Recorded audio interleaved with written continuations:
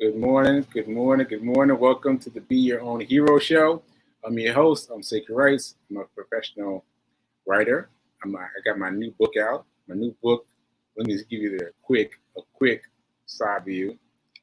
Hack your pain now. Hack your pain now. Buy that. Buy that. Hack your pain now. I want to talk about this a little bit because I actually presented this book at the Fisk graduation this year, and I was talking about it, and I was talking about. Let me try to make this short. So I wrote this book before my stroke. Before my stroke, I know it came out after my stroke, but I wrote it before my stroke, right? And so what I was saying in Fisk is I found it amongst my mom's papers, and I published it because I felt like it really helped me. It really helped me, right? Even though I've written it a long time ago, even though it's something I've written beforehand, it made a lot of sense to me then, and I put it out. So that's what we want to talk about. We want to talk about that. So that said, oh man, if the sun is coming out, look, the sun is coming out. The sun's getting bright. The sun's getting bright. All right, so I want to introduce you to look at this. This is the first time I've done this. The first time I've done a guest host and put her name on it like this. Janet Walsh. You see her right there? That's the first time I've done that. That's the first time I've done that. Hope she likes it. All right, so I'm gonna get her on, and I just want to give this brief intro. So she spoke also at the Fisk University graduation, and I saw that she was before me. I was like, oh, okay, cool. So she's gonna take care of all of the things that have to do with having a stroke, right? Because I know that she's had a stroke and she's had it more strongly than I have. And I was like, okay, I'll just be kind of sliding behind her. But she got up and she spoke eloquently about everything else except the stroke. And I was like, oh no, I'm about to do it myself. And so I felt, I don't know, a little weird about it, about being the one who's bringing kind of bad news to the kids. But I felt like it was important for me to represent it because my stroke happened at that event, at the Fisk University fundraiser the year before. So I just want to bring up Janet and let her talk about that moment. All right. So let me hit it with a drum roll. Hold on.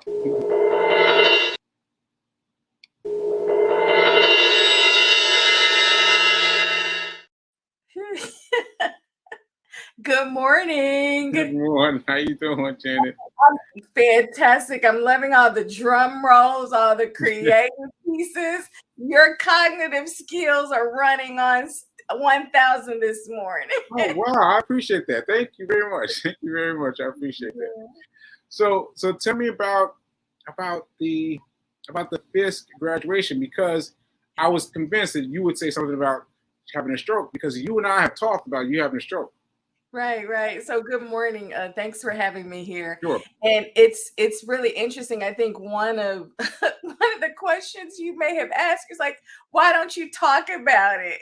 And so I sort of early on, in my mind, it was always that I understood that people didn't want to hear about it. So like the first few weeks, the first few months, yes, but as you know, part of my professional identity, up until the stroke was that I was a tea maven. And so I went around doing tea parties, manners and etiquette. And so here you have me in this role really as like this picture of optimism, of just like everything like really good. I often told, the students that I had been training, whatever it is, the worst thing that there is that's happened to you, find the good in it. And I have been in this gratitude. So like all of these kinds of things, they kind of coalesced. And so when it was time for me to speak,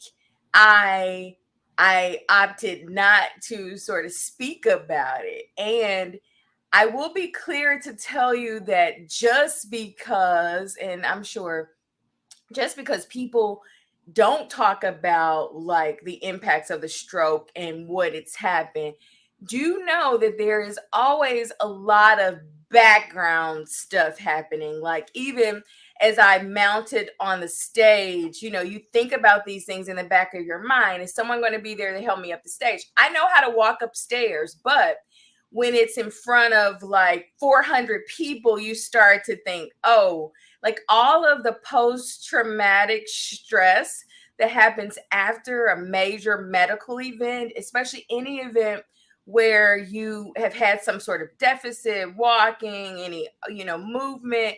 When it is time for you to perform, you have to put on your game face. That's one, but you also have to suppress those urges that sometimes say, okay, oh, do you really think you should just go up the stairs by yourself? So those were the things that I was thinking of just before I got on stage. Yeah, I want to co-sign with you. I want to jump in with you because I have never talked about this. But those feelings about small things are big. Those feelings are big. And I was thinking about how I was going to make it up those stairs. Right? The stairs were kind of close and they were kind of curved. I was like, ooh, I got to get the stairs just right. And luckily there were some kids up front and they started applauding me and like, oh, that's him. And thankfully that gave me something to be distracted by. And I was able to get upstairs easily. But that's one of the things I have to think about. How am I going to get upstairs? And it's one of those things that you don't think about ever when you're fully a full person. You don't think ever about those types of things. But yeah, you have to think about a lot of things like that when you got to. Right. And then you think so. One of the counselors, I think, helped me up the stairs, which is just a normal part of like courtesy and manners.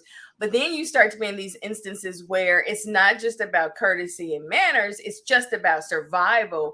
And so this whole idea about community, and we need community in our best days. We need community in our mediocre days. And we also need community in our days where we have some opportunities to be better. And you sort of see that unfold, and you continue to see it unfold throughout the process. And I think that's a beautiful thing that sometimes you don't see it in the moment, but when you go back and reflect on the day, the moment, I thought it was quite courageous that even you wanted to get up, and you had the courage to get up and speak. And so even a person who has had a stroke, they deal with what they're thinking and feeling, but also then it becomes, okay, Sekou is up on the stage, let's make sure he gets up there. So then it's this compounded sensitivity, because that's what community should be, a compounded sensitivity in making sure that everything and everybody is able to perform, at their top level. Ashe. So I want to give you the shout out from Fee King. Okay. Right here. She's saying community is absolutely essential. She's saying, yeah, that's Good right. Good morning, Fee. Good to see you again. Yeah, Fee. And I want to also, yep, I have that. So I want to show everyone me at Fisk. I want to remind everyone, because it's been a while in terms of people's times. I want to put us back in the moment. And then we'll see you for just a brief second. Okay. Let's just see. Hack your pen now. But that book, the reason I can't remember the book is because I sometimes have alopecia. I can't remember things. But that book I wrote before today. I wrote before this year, right? I wrote it before then. So it's like I wrote it in anticipation of the time that was coming for me. Like, can you imagine that? Like, I found this stack of papers in my mom's house that I wrote for me. And I invite you all to read it, because I invite the parents to understand how to hack your own pain.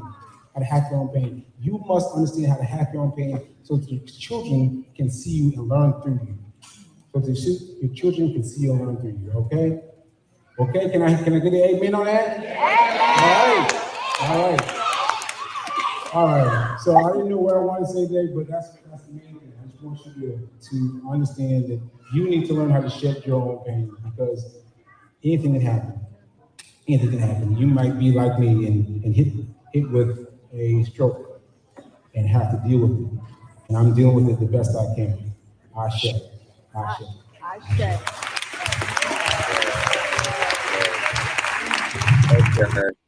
So yeah, that took me back to the moment, and I didn't know what I was saying. I didn't know what I was saying.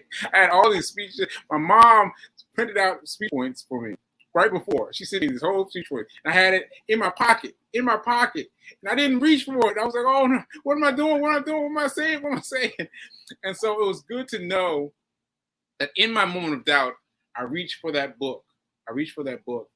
And the message that parents, you've got to have your things together. You've got to get yourself together so that you can express that. So you can express that to your children, so that your children can see you. You know what I mean? Yes. Yeah. So I just wanted to again tell everyone about the book. I mean, I don't know if you have it yet, but tell everyone about the book, because it was helpful to me. And one of the things that what was helpful was talking about smiling. Smiling was a big part of the book, and smiling was just using a pen sometimes to hold your mouth open in the smile. Okay, so I had to talk about that for a minute. Oh no, and I think that smile is really important, because as you know, anybody who's had any kind of neurological head stroke, any kind of trauma, like even getting those emotions to be back in sync, it what is sort of happening. And I remember looking at a picture. I was sitting with my brother and I looked at the picture. I was like, oh my gosh, like who is that person? It was me.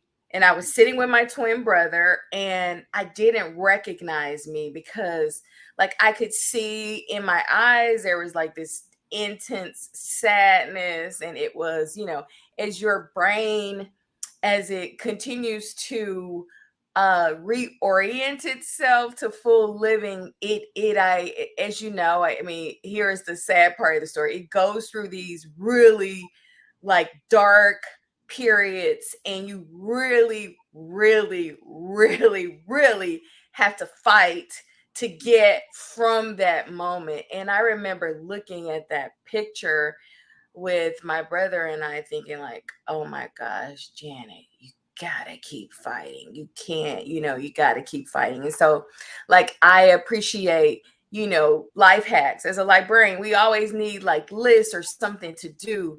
And the beautiful part is that I wasn't smiling that day, but I started to look at the pictures, like when I was smiling, the people I was smiling with. And even though still I was not cognitively and emotionally where I could connect that happiness to where I was, it allowed me, by connecting to something that I couldn't really like feel fully again yet, it started to make me want to experience that more. And so I think an amazing thing about your book is that like these are life hacks. I mean, it's not hacks for us after we've had a stroke. It's not hacks for us after we've had a job.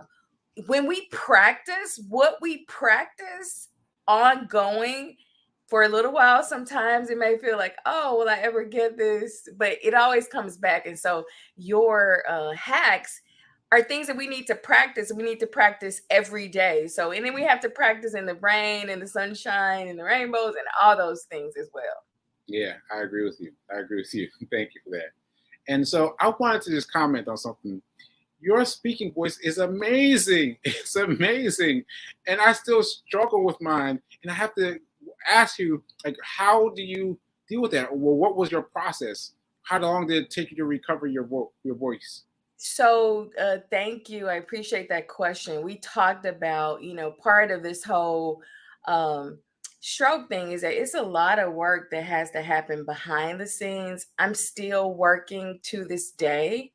We have our, as I call our frontline support people, our loved ones, our friends, our inner circle who give us like primary support. But I will tell you that it is important for us to have secondary and tertiary support. That secondary support is still for me is reading. Like every word I read still opens up another side of my brain. Secondly, I have to have people around me. Well, some you can't not deal with them, but like negativity has also been a hindrance to my recovery. So like I have basically positivity coaches. They don't even know it, but it's just some people you talk to, oh, they're positive. And my brain during still in this period loves positivity. So I'm able to mimic the actions of my positivity coaches. They don't even know it, but I mimic them. And then also, it's this tertiary, these things that continue to help us be physically, emotionally, and socially whole. We'll talk about this because this is where, like, the other side of recovery and the cost of recovery, so that you talk with some people, they have them life coaches, but I have a communication coach where we are always communicating, and it is important in our communication. Now they know that they're a communication coach, but that we have to speak my words that they are speaking. We also check to see if during my speech, if there is any stuttering, if there is any delay in thought to transmission of that. So coaches, still therapists, working with therapists to make sure that the post traumatic piece of it, that it does not sort of take over. And so that on those moments when I'm called to be great, that little voice that says, well, what if you can't do a sentence, or what if you can't remember the words? So it's like those kinds of things. And then also some of the physical therapy that I still undertake. All the things I mentioned are not covered by insurance. And so you also have to have like a fourth level to say, okay, I want to thrive. I want to flourish. How am I going to be able to do this? And it really becomes this it's an act of tenacity. It's an act of like, listen, I've got to do this. And also it's an act of opportunity, because the brain, when it has trauma, it has the opportunity to come back even better than it was before. So I'm thankful to God that there are times that I say, oh wow, it's only sort of in a higher power that can orchestrate all the team of people, even the resources, when it's like, oh, how is this going to work? They all come together. So yes. Yeah, wow. You touched on so many things I wanted to talk about. So many things, but I want to answer a question from Fee King. She's asking you, where was it? When was how long was your recovery? How long was your recovery? So how long? So you said you're still taking classes. April. So I think it's been. So it was April 4th, 2021. So Wow. that's over 2 years. Recovery is still ongoing today. So again, because the brain controls so many things, cognition, creativity, emotion, connection, the ability to relegate feelings of like, love, dislike. It's just really important to continue. I will also say that pursuing, like, I teach at Fisk, and so interacting with students, oh my This is God. another thing. Sorry, just another thing. It's like, what? You do what? All right, go ahead. Oh, thank you, students. And this was the first full week of 3 classes. And so you find yourself engaged, and then, they ask something, and then you like remember it. And like, it's not all the way in the back of your mind, but again, community, I keep saying, I am daily in recovery because of community, and they expand me, they stretch me, they inspire me, and it's that's sort of, Sophia, I hope I answer your question, but I had intensive recovery. It was about 9 months, and Yeah. about 9 months, it was really, really, really, really difficult. It was difficult. It was dark. It was heavy. It was weighty. I felt like no one understood. I also, one of the therapists had said that I would never like speak again, that I would only be a portion of who I am, and you never, ever, ever should tell Shirley Walsh's, Jesse Walsh's, Lily Spencer's granddaughter. That was my mom and dad. I mentioned her. You never tell their descendants or any of them, and let my ancestors hear them say that I will not be something. And you'll see that they push me and give me everything to make it work. Right. I felt a little spark. You're like, you're not gonna tell me. You're not gonna tell me. You sure Right, would tell me, yeah. wish you would. I appreciate that. And now let me get this right now, because it seems like maybe I'm on the wrong path. Like maybe I need some more coaching, because I did the coaching for a while, then I let it go. But maybe I need to do some more coaching to facilitate my voice more. Is that right? Yeah, so I will tell you the blessing and the burden.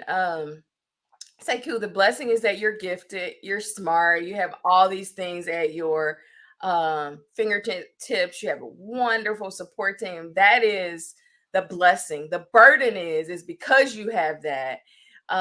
It is those of us who have that are less likely to seek additional things. But I would recommend, even if it's nothing more than analysis, to say, hey, how do you think I'm doing? And, our friends are going to say, oh, you're doing great, great, great. But then you need a coach to be like, well, Janet, I was talking to you, and you really didn't say the fourth point to the points that you were making. And I was like, well, I was on the phone texting while I was talking to you. That's why. But anyway, so I do think, if nothing more than additional like check-ins to see, and then a coach may be able to recommend what. And I do recommend that it's always somebody that's out of your league. Like if you are like 7 feet tall and smart, find you somebody who's like 9 feet tall and smart. I saw really tall and really Yeah, big, robust. really smart. Yeah, more. Just this. Okay. You have to find somebody more, because it is that more that gives us something to reach to. Because yes, Lowe's listen to, oh, we're so perfect. No, but those mores will be like, come on, T, maybe you need to come with it some more. So yes. Yeah, that's a fair point, because part of why I let that speech therapist go was because I felt like I wasn't getting much there, and so I thought I'd finished it all. But maybe I just needed to find the right person to really challenge me. So I thank you for that. I'm gonna look into that and see what I can find for me besides this show. Right. So, well, speaking of the show is about money. I don't know if you knew, but the show is about money. So let's talk about money, because this show came up. Sidebar, folks. This show came up spontaneously. Janet called to check on me, and something she said really, really galvanized me. She said that what she talked about earlier in this conversation is that let me make it general. We have to have money to take care of things that no one knew. No one knew that these things were coming, right? And so how do you deal with all these new things that you're dealing with, and let that be the priority? Like, never mind everything else. Sorry, let that be the priority, bigger than anything else you're dealing with, and get that taken care of. So I'm sorry, I got hype. I got hype asking that question, but help me out. So it's an exercise in creativity. I mean, you just would not, again, you could, go to your friends and be like, hey, I need $5,000. I need $10,000. I need $20,000. I mean, that's one part of it. But then you also start to see that that's not a sustainable model, that you can always go and ask for that amount of money. And so, it's both you and I are entrepreneurs. There's also business ideas, which this weekend I'm actually a facility. We're making tea carts this weekend. So we have blueprints. Yeah, we'll see how, like, all of that. But I'm saying, so you always have to be creative, but you also have to be humble. There have been periods, even as last month, I've been back and forth between Memphis, ensuring that my mother's health opportunities, that they all expand the way they should, but that money and thinking about resources and being able to do what really matters the most. So I picked up the phone, and many people will see this. I email them, hey, I'm a consultant. What work do you have for me to do? Hey, I'm a gap strategist. What do you have for me to do? Hey, I'm a library consultant. Are there any gaps in the library you need to do? Hey, does your church need a virtual attendant or secretary? So like I did all of those kinds of things. So you have to be sort of creative, but in that creativity, you also know it takes a lot of time. So you start to look for things that will give you residual income, things that'll keep going when you have to be the other people that you are. Mm. Okay. Okay. So you sent out asks of all these people Oh, and I asked did, them. yeah. And I've just sent some as early as last week. I sent some because I have a business idea that I really need some funding for. So I sent it to I have a few 10 people who normally sort of support this. I say, hey, this is what I need to do. I don't have it in the budget, this creativity budget, to do this for my tea company. Gave them, what it was. So I did that. But also some of my professional, is I've been a librarian for over 2 decades. I'm like, hey, this is what, but also even in terms of my teaching, letting people know, like, hey, this fall, I don't really have it outlined as closely as I would like this fall. Let me know if anything comes up, and it also is an ability to tap into all of your gifts. Now, I could be anybody from the housekeeper to the CEO to the executive director. And part of also this recovery process has been continuing to work in different products that also continue to increase, enhance, and expand my abilities. So that has also been a really wonderful part of my recovery. Okay, real quick. How long did it take you before you start reaching out? Like, I mean, how soon after your incident were you able to reach out to people? So I will tell you that I started reaching out because again, people, it's not that I'm connected to my work, but I knew that I couldn't sit in my mother's, in my bedroom in my mother's house forever. I knew I could. Amen. Amen. Amen. Thank God for mothers and bedrooms. Thank God. My brothers, my sister-in-laws, they were wonderful to me. But I also felt that it was putting me at a deficit because I was enjoying it. Mhm. I could sit in the bed and I could just keep sitting there because I didn't have anything to do. So really about at 4 months, someone reached out to me. I was not looking for anything. Somebody reached out to me at 4 months. And at 4 months, I was working with a software company. 4 months from like at the fourth month, not full time, just consulting. And I mean, the first few days I was like, oh my gosh, this brain is hurting because I was expanding. But then, like, it started to get easier, and that was a way that Mhm. sort of eased me back into it. Mhm. So, 4 months, I did take that assignment at 4 months, but I really wasn't fully up to like speed until like 9 or 10 months where I could operate for more than 4 hours without an intense headache. Because we don't talk about post-stroke headaches, which will make you be in the bed, could potentially be in the bed 12 to 14 hours a day. Okay. Okay. It sounds like another call out to me is that I need to be accepting jobs. I need to be reaching out for jobs. I need to be seeking that because they might force me to grow. And Absolutely. in that forcing, it might be uncomfortable. But I feel the discomfort, but pushing past the discomfort will help me to something else, to something bigger. And most people, when like they may have heard they've had a stroke, but they don't know. And Yeah. so sometimes I think part of the people that I worked with that didn't know, it helped me to act more and operate more like I hadn't had one than I did, if that makes sense. Mm. Because the eye of pity sends a broadcast message to say, "Oh, you poor Janet, you have a deficit." And so if someone's coming up to me with that deficit, I am hearing that broadcast message. I am receiving it. And then maybe my deficit starts to become a little bit more pronounced. So those have just been some ways that I have sort of hacked the recovery as well. Okay. We're gonna have to have you back on. We're gonna have to have you back on. Oh my God, because the time just went like that. The time just went like that. We're over time already. So just tell people how they can support you, the things that you're doing.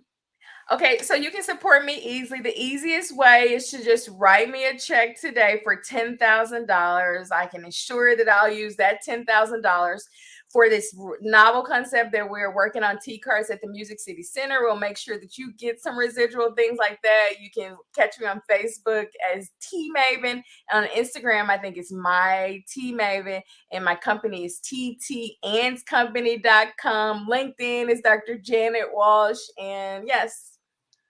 All right. You heard it here first. You heard it from Janet Walsh here first. All right. Thanks so much for watching us with us today, and we'll see you later. All right. Thank you. Bye.